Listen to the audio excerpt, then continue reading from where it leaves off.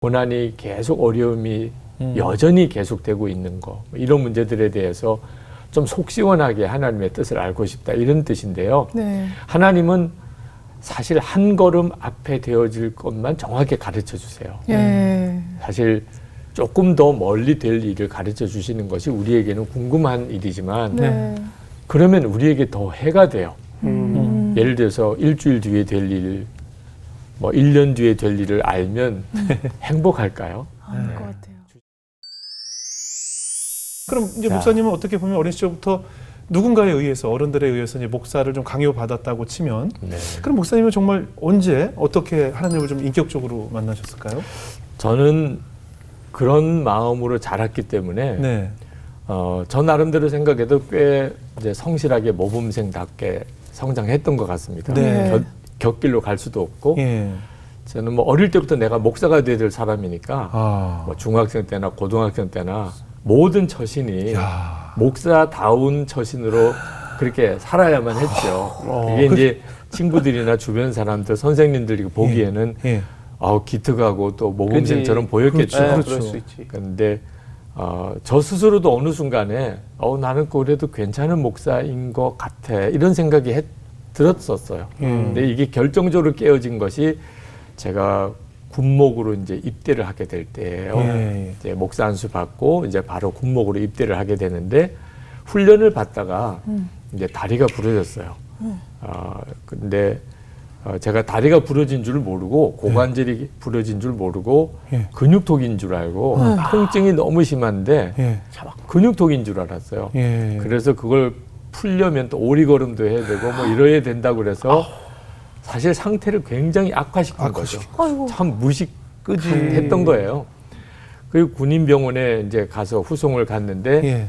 군의관이 뭐 응급수술 들어가야 된다고 예, 예. 그리고 장인이 되겠다는 거예요.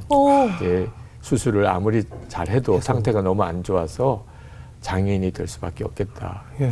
저에게는 상상이 안 되는 일이었어요. 그죠. 한 번도 그런 생각 해본 적도 없고 네. 장애인이 된다. 근데 문제는 그때 제가 하나님을 찾기보다는 아버지를 찾았어요. 수원에서 목회하신 아버지. 실제로 나를 도와줄 분은 아버지였어요. 아버지가 손을 써서 빨리 나를 뭐 서울 또는 큰 병원에 제대로 수술을 받으면 장애인이 되지는 않지 않을까, 이런 생각밖에 없었어요. 예. 그런데 그때 당시에 이 장교 후보생인 제가 그 군인 병원에, 야전 병원에서 바깥에 연락할 방법이 없어요. 결국은 밤 11시가 넘고 이제 나 혼자서 수술 대기실에 네. 남아 있을 때 그때서야 하나님 생각이 나는 거예요. 하나님이 기적적으로 뭔가 역사를 해주시면, 이런 생각이 그때 드는 거예요. 그러나 하나님을 만날 수 있을까? 네. 하나님이 내게 무슨 역사할 수 있을까? 이건 안 믿어져요. 그렇지만 정말 큰 소리로, 아무도 없는 대기실이니까 네. 큰 소리로 하나님 하고 불렀어요. 예. 아무 대답이 없구나. 세 번째 부르고는 그냥 속에서부터 눈물이 터졌어요. 그 비참한 마음을 뭐라고 설명하기가 어려울 것 같아요. 예. 사실 장애인이 된다는 느낌보다도 예. 내가 진짜 엉터리 목사구나. 나 이거 목사가 돼도 돼? 이런 느낌이었어요. 네. 하나님도 안 믿으면서. 예. 진짜 하나님을 믿는다면 아버지를 찾는 게 아니고 하나님을 찾아야지. 그리고 하나님을 이렇게 크게 3번씩이나 불러놓고도 예. 하나님은 응답하시는지 함께 계시는지도 확신하지 못하는, 그러면 난 도대체 뭐지? 예. 목사까지 됐는데 예. 그 비참함은 뭐 설명이 안 되더라고. 네. 근데 그 순간에 진짜 내가 얼마나 문제가 많은 목사냐 하는 것이 이제 생각이 나기 시작하는 거예요. 사람들 보는 앞에서 내 모습, 사실 그렇게 내가 나를 속이고 살았어요. 근데 하나님 보지 않는 순간에 나는, 그게 그때는 선명하게 보이는 거예요. 아무도 없을 때 나는 어땠나. 참 문제 많고 또 욕심 많고 거짓되고 또 음란하고 그랬던 나 혼자 있을 때는. 그러니까 다른 사람하고 나하고 뭐가 내가 더 모범생이고 더 잘나고가 사실 전혀 없는 네. 그게 나였는데 그 밤새도록 하나 생각날 때마다 울고 회개하고 그리고 이제 진짜 무서운 게 내 마음이 진짜 더럽구나. 예. 이제 겉으로 뭐 말로 행동으로는 안 했지만 내 마음 속에는 세상에 어떤 사람보다 더러운 생각과 그런 마음을 품고 내가 있는 존재구나. 근데 예수님의 십자가에서의 구원이 네. 그전에도 뭐 알고 설교까지 했었지만 이게 정확하게 내 문제라고 하는 인식은 없었어요. 그렇죠. 왜냐하면 예. 나는 꽤 괜찮은 사람이었으니까. 그러니까 예수님이 이 세상에 별의별 죄인이 많으니까 십자가에 죽으셔야 되기까지 했겠지만 나 위해서 죽으실 이유는 별로 없었을 텐데 라는 생각이 있었던 것 같아요. 근데 그날 새벽에는 나 위해서 죽으셨구나. 예수님 십자가에 죽지 않았으면 나는 도무지 구원받을 길이 없는 존재구나. 그래서 그 예수님의 십자가의 구원이 그렇게 마음에 뜨겁게 와닿았어요. 그래서 이제 제가 그날을 회심일이라고 생각하는 거예요. 네. 저에게 있어서 예. 그죠? 아버지가 목사시켜서 목사가 된 것에서 인격적으로 예수님을 구주로 이렇게 영접하는. 근데 그때 기도가 바뀌더라고요. 예수님을 그렇게 구주로 영접하고 내가 구원의 확신을 갖게 되니까 그 기도가 바뀐 게 다리를 고쳐달라는 기도가 아니고 다리를 바치겠다고. 하나님 제 오른쪽 다리를 하나님께 바치겠습니다. 그렇게 기도가 되더라고요. 그 장애인이 된다는 게 두려웠어요. 너무 끔찍한 일이었고. 근데 그때는 장애인이 되는 것이 진짜 주님의 종이 되기에는 더 좋은 조건이더라. 두 다리 멀쩡하니까 목사가 되고도 예. 내가 가고 싶은 교회, 내가 되고 싶은 목사가 있는 거예요. 예. 그러면 이게 진짜 주의 종인가? 근데 장애인이 되면 내가 가고 싶다고 갈 수 있나요? 예. 네, 장애인이라도 좋으니까 와서 사역을 해달라. 뭐 내가 선택할 여지가 없는 거죠. 예. 그죠. 이게 진짜 종이구나. 그때 마음에 정말 소원이 하나 생겼어요. 네. 장애인이 되지 않게 해달라는 게 아니고 네. 내가 하나님 앞에 마지막에 가 서는 날 한마디 듣기만 하면 좋겠다. 예. 그 한마디가 수고했다. 내 종아. 그 말씀을 하나님으로부터 들을 수 있다면 네.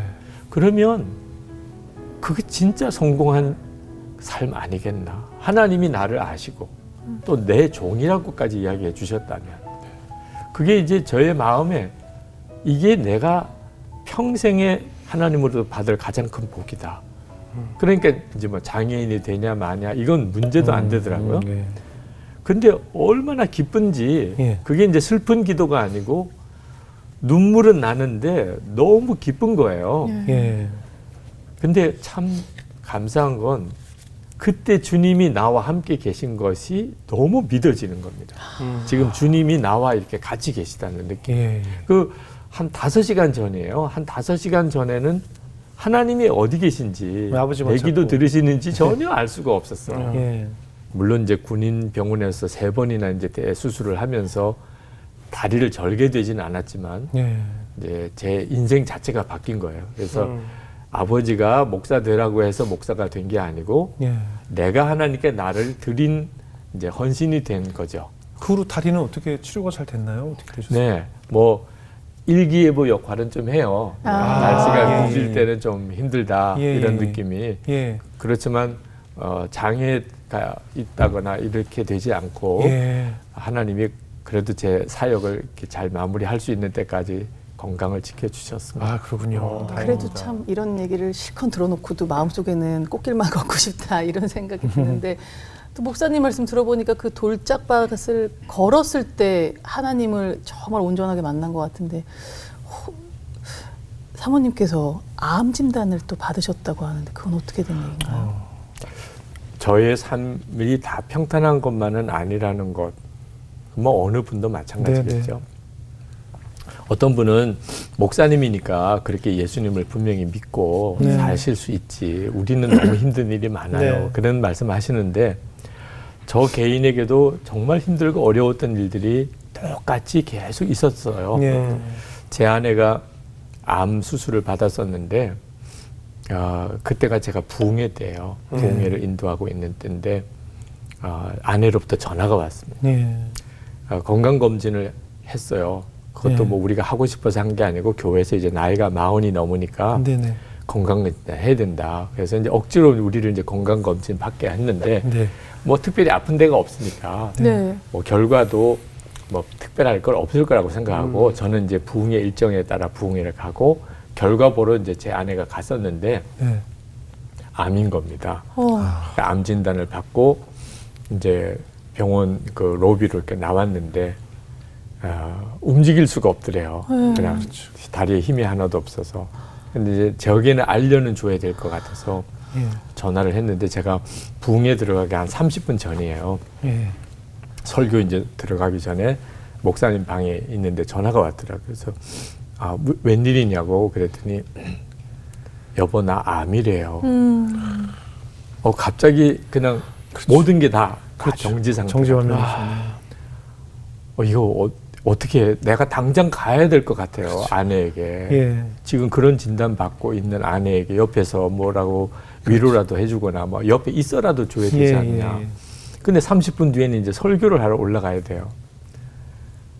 그러니까 아내가 갑자기 이제 상황이 그런 걸 아내가 알고 네. 여보 내가 당신 이제 설교해야 되는데 내가 전화를 잘못했다고. 그냥 내가 집으로 돌아갈 테니까 기도만 해달라고. 예. 뭐 이러면서 이제 전화를 끊었는데 진짜 난감하더라고요. 그렇죠. 근데 그때 하나님께 드렸던 기도가 하나님 저 설교 제가 어떻게 합니까? 이제 그 담임 목사님한테 설명드리고 담임 목사님 설교 대신 하시라고 그러고 제가 이제 병원을 가야 되겠다 생각하는데 딱 마음에 하나님이 두 가지 말씀을 주세요. 네. 너 지금까지 나는 죽고 예수로 산다고 그렇게 설교하고 다녔는데 죽었는데 뭘 죽는 게 또 걱정이냐. 네. 그런 마음을 주세요. 그리고 두 번째가 오늘 교인들 중에 이런 마음으로 교회에 온 사람이 그렇죠. 있는 걸 모르냐. 그렇죠. 또 그들에게 또 설교자로서 무슨 설교를 할 거냐. 그러니까 아내만의 문제가 아니더라고요, 지금. 그렇죠. 그리고 제가 그동안에 전했던 복음이 이 시간에 결론이 돼야 되는가. 그래서 하나님 그렇습니다. 저나 제 아내나 이미 죽었습니다. 그러니까 뭐 죽을 게 뭐 걱정이겠습니까? 그리고 주님 이제 우리가 이것을 통해서 이 복음을 정확하게 경험하게 해주시고 그리고 오늘 그런 마음으로 온 교인들에게 내가 무슨 말씀을 전해 하필 그때 설교 제목이 나는 죽고 예수로 사는 사람이에요. 그래서 그날 교인들 앞에 오늘 이제 아내가 그런 전화를 저에게 주었다고 하면서 이제 우리가 정말 예수님 안에서 이미 죽었음을 알지 않으면 이런 문제들 앞에서 무너질 수밖에 없다. 이제 그런 말씀을 전했었죠. 그리고 이제 그날 저녁에 이제 급히 집에라도 가서 아내를 만나야 될 것 같아서 이제 목사님에게 양해를 구하고 내일 새벽기도 때 맞춰서 오겠다고 하고는 이제 집으로 달려갔죠. 그래서 아내에게 무슨 이야기를 할까 고민하면서 이제 갔는데 아내가 의외로 얼굴이 좋더라고요. 그래서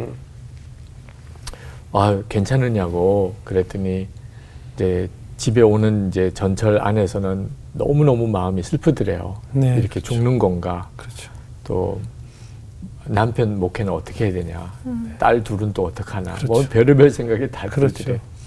근데 전철역에서 내려서 그 전철역에서 이게 좌판을 하는 교인들이 있으세요. 길거리에서 이렇게 장사하시는.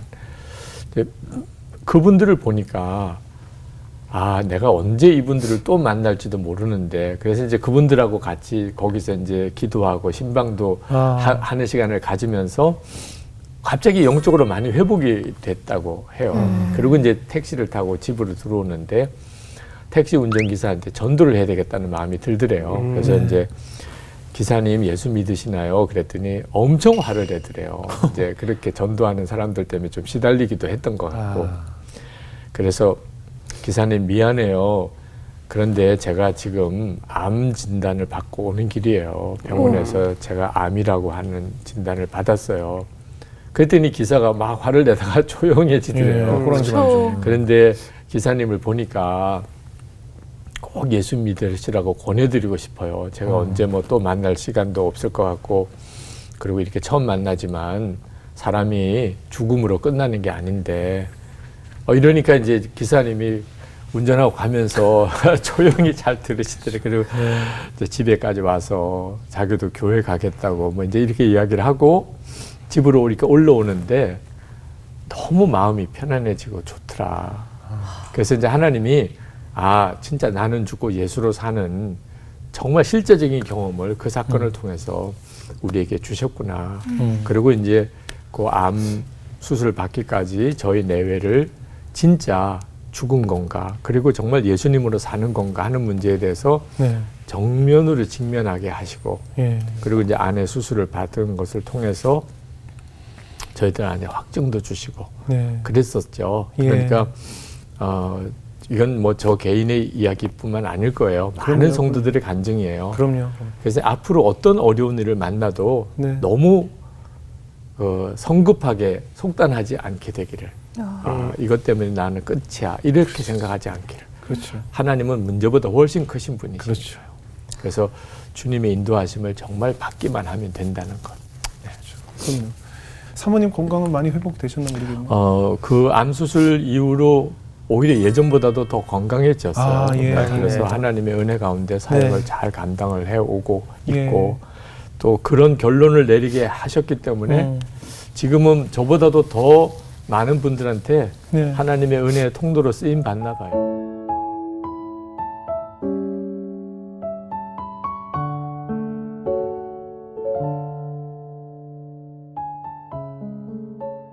목사님 쓰신 책 중에 네. 이기지 못할 네. 시련은 없다라는 네, 네. 책이 있잖아요. 네. 근데 사실 시련 중에 있다 보면 이게 과연 이겨질까? 이 시련이 도대체 언제 끝이 날까? 코로나 상황은 도대체 언제 끝이 날까? 네. 맞습니다. 나의 어려움은 언제 끝이 날까라는 네. 매일매일 스스로에게 그런 질문을 하고 하나님께 질문을 하는 성도분들이 네. 참 많을 것 같아요. 네. 목사님께서 이 책을 쓰시면서 네. 하시고자 했던 메시지는 어떤 네. 이야기였을까요? 코로나19 때문에 쓴 책이 이 두 권이에요. 네. 이기지 못할 시련은 없다. 네. 또 하나님의 인도하심을 구하라. 예. 처음에 저도 그랬고 한국 교회도 그랬고 한국 네. 교회 성도들이 이렇게 길게 갈지도 모르고, 그렇죠. 또 이렇게 충격이 클지도 몰랐죠. 네네. 그런데 그게 현실이 되면서 굉장히 당황스러워지고, 네네. 그때 하나님이 저에게 가장 먼저 주셨던 메시지가 도와주세요, 살려주세요, 이렇게 기도하지 마라. 이미 내가 다 안다. 예. 내가 모르는 일이 일어난 것도 아니다. 예. 그러면서 이제 하나님이 감당하지 못할 시험은 주시지 않는다. 그리고 반드시 피할 길을 여신다 네. 하는 말씀이 너무 마음에 강하게 왔어요. 그래서 이제 그때 성도들에게 이 위기 가운데서 말씀을 믿읍시다. 그래서 이제 그 시리즈의 설교가 책으로 나온 게 이기지 못할 시련은 없다예요. 그러면서 하나님이 그동안에 우리 교회와 우리의 삶, 저에게 주셨던 그 시련이 나를 넘어뜨릴 것 같고 완전히 무너뜨릴 것 같았었는데, 네. 오히려 그 일 때문에 더 놀라운 은혜의 역사가 일어났던 일들에 대한 고백들도 하게 하시고, 그 다음에 이제 하나님께서 하나님의 인도하심만 구하라. 그리고 언제 어떤 상황이든지 하나님이 뭘 기뻐하실까, 그것만 생각하라. 이제 그래서 쓰여진 책이 하나님의 인도하심을 구하라 하는 거예요. 많은 분들이 하나님의 뜻을 알기가 참 어렵다고들 해요. 네네. 그런데 실제로는 하나님의 뜻을 다 알고 계세요. 네. 우리가 알기 어렵다는 것은 이제 지금 하고 있는 일이 결국은 잘 될까, 뭐 이런 것에 대해서 판단이 잘 안 선다는 거고, 내가 뭐 어떤 길을 진로를 바꿔야 되는데 가야 될지 말아야 될지 이게 명확하지 않다든지 뭐 이런 식의 문제예요. 네. 그리고 지금 이제 만난 사람, 집에 가족들, 뭐 이 고난이 계속 어려움이 여전히 계속되고 있는 거, 이런 문제들에 대해서 좀 속 시원하게 하나님의 뜻을 알고 싶다, 이런 뜻인데요. 네. 하나님은 사실 한 걸음 앞에 되어질 것만 정확하게 가르쳐 주세요. 예. 사실 조금 더 멀리 될 일을 가르쳐 주시는 것이 우리에게는 궁금한 일이지만, 네. 그러면 우리에게 더 해가 돼요. 예를 들어서 일주일 뒤에 될 일, 뭐 1년 뒤에 될 일을 알면 행복할까요? 아닐 것 같아요. 주식 투자도 정말 유혹 받는 일이죠. 알면 근데 행복하죠. 아니요. 다 그런데- 알면 맞아. 할 수가 없죠. 다 아는 거라도. 그 다음에는 망가져 버려요. 그렇죠. 네. 그래서 하나님이 우리 기쁨도 없어져요. 네. 맞아요. 그 앞에 될 일을 다 알고 난 다음에 지금 사는 것이 막 의미가 없어져 버리게 돼요. 네. 고생의 의미도 없고 또 인내의 열매에 대한 기쁨도 없어져요. 그렇죠. 근데 하나님이 그래서 한 가지만 알게 하세요. 맨 마지막에 될 일은 알게 하세요. 주님과 함께 주님 앞에 설 때 그 네. 일에 대한 것은 명확하게 알게 하시고 예. 그 중간 단계의 일들은 가르쳐 주지 않으세요. 그렇지만 한 걸음 앞에 될 일은 알게 하세요. 예를 들면 네. 도무지 나는 그 사람 용서 못할 사람이 계속 내 옆에 들러붙어 있어요. 자, 이 사람 하나님 좀 처리해 주세요. 네. 이렇게 기도하는데 네. 네. 하나님 뜻을 모르겠어. 이 사람을 왜 계속 내 옆에 두게 하시는지. 네. 그런데 그 사람에게 물어보고 싶어요. 원수도 사랑하라는 말을 모르느냐? 그럼 안 돼요. 그런 말 들어도 봤고. 예. 그럼 알고 있는 거예요, 지금 그 사람은. 예. 그 사람과 관련해서 하나님의 인도하심을. 네. 너무너무 모든 게 안 되고 있어요. 자, 하나님 뜻을 모르겠어요. 나 지금 뭐 예수도 열심히 믿으려고 그러는데 뭐 직장도 문제고 재정적인 문제도 지금 뭐 건강도 어렵고 이러면 완전히 무너지잖아요. 도대체 하나님 왜 이러세요? 이런 말이 나오잖아요. 그러면 한 가지 물어봐야 돼요. 범사에 감사하라는 말을 모르느냐? 네. 안 돼요, 그거는 또. 알고 있어요. 지금 뭘 해야 되는지. 이 상황에서도 감사하라. 네. 그러면 하나님이 그 다음 일을 하실 수가 있어요. 근데 이미 다 알고 있으면서도 그거는 생각도 안 하려고 그러고 자기가 원하는 응답만 보여달라니까 맨 답답한 겁니다. 항상 기뻐하라, 쉬지 말고 기도하라, 범사에 감사하라. 알아요, 목사님. 믿음, 소망, 사랑 항상 있을 것인데 그중에 제일은 사랑이라. 그런 말씀도 들어봤어요. 그럼 다 알고 있는 거예요, 사실. 오늘 내가 뭘 해야 될지. 네. 하나님의 인도하심은 막연하게 하시지 않으세요. 정확하세요. 그리고 전자 하나님의 인도하심을 따라 한 걸음 내디뎌 보면 그 다음 길을 또 하나님 여세요. 그 다음 길을 여시고 지나 돌아보면 와, 하나님이 기가 막히게 나를 이끌어 오셨구나 하는 걸 알게 되거든요. 이제 그 내용을 그 두 책 속에 담은 거죠. 그럼요. 지금 뭐 정말 눈앞이 캄캄하다고 느끼는 많은 현대를 살고 있는 분들, 네. 또 어제 뉴스를 보니까 또 이 팬데믹이 더 심해질 수 있다라는 보도들이 나와서 사실 한숨을 푹푹 쉬시는 분들이 굉장히 많습니다. 오늘 목사님 말씀이 아마 많은 분들에게 그런데 도전이 되고 희망을 주는 메시지가 아니었나 하는 생각이 들었어요.